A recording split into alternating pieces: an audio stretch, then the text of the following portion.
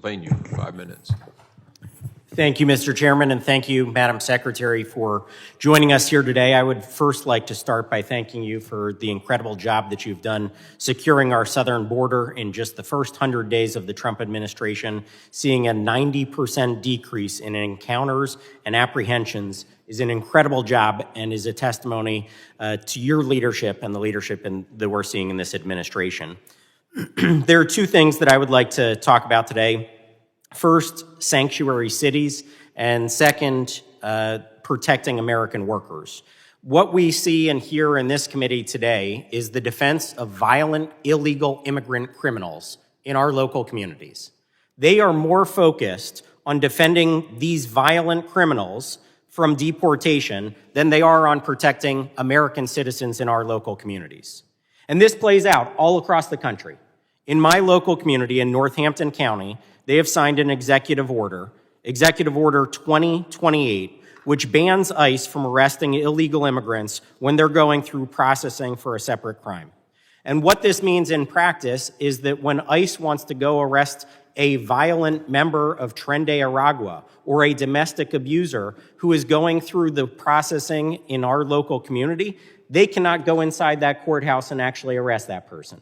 They have to stake out the courthouse outside, taking up hours of resources from law enforcement, potentially leaving our community more vulnerable. If that person were to go out a different exit of the courthouse and escape into our local community, they would be free to rain terror all across our beautiful Lehigh Valley.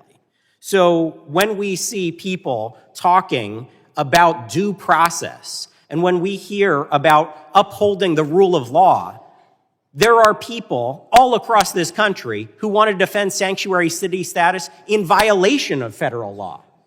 In violation of federal law, yet they want to stand here as hypocrites and say that they are doing the defense of due process and upholding the rule of law. So my question to you, Madam Secretary, is what can we do to hold these people accountable, elected officials which are placing Americans in jeopardy all across our country?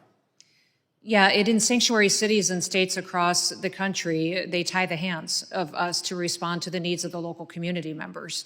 In many of them, even our law enforcement agents can't do their jobs because they're not allowing them into state-run facilities or to courthouses or to areas where they could interdict these criminals that at times are often violent criminals.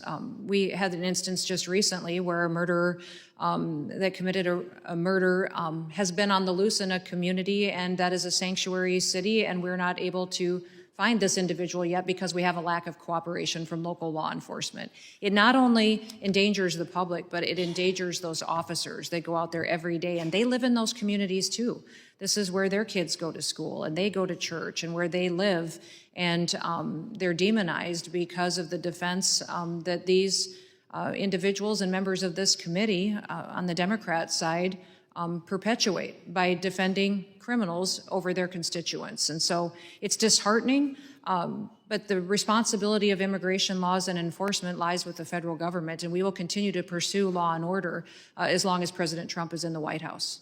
Well, I appreciate that, and I look forward to working with you to figure out how we can hold these local elected officials accountable to their actions, which endanger the safety of people all across our communities. Because ultimately, when we see bad policy like this, somebody is going to get hurt on the other end, and there needs to be accountability at the end of the day. The second thing I would like to talk about is protecting American workers. There have been numerous reports about how visas are being abused by foreign workers who come into our country, and then through things like the H-1B visa, for instance, are here doing short-term work as non-legal citizens, taking away jobs from American workers in places like the trucking industry. We've also heard about the hundreds of thousands of children that the Biden administration lost track of during their administration. Many of them were placed into forced labor and child labor situations in dangerous situations like meatpacking. So I would like to hear what the department is doing to crack down on these terrible behaviors and practices that went unchecked for many years during the Biden administration. Yeah.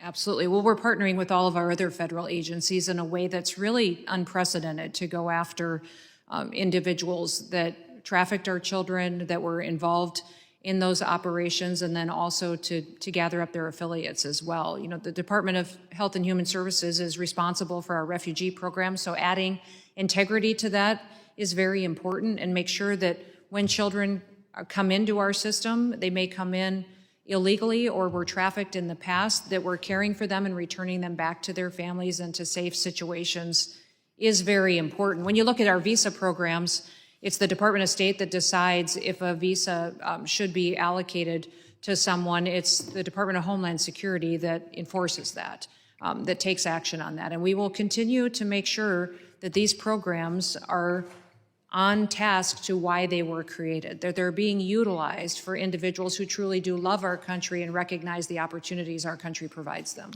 The gentleman's time has expired. I now recognize Mr. Thanadar for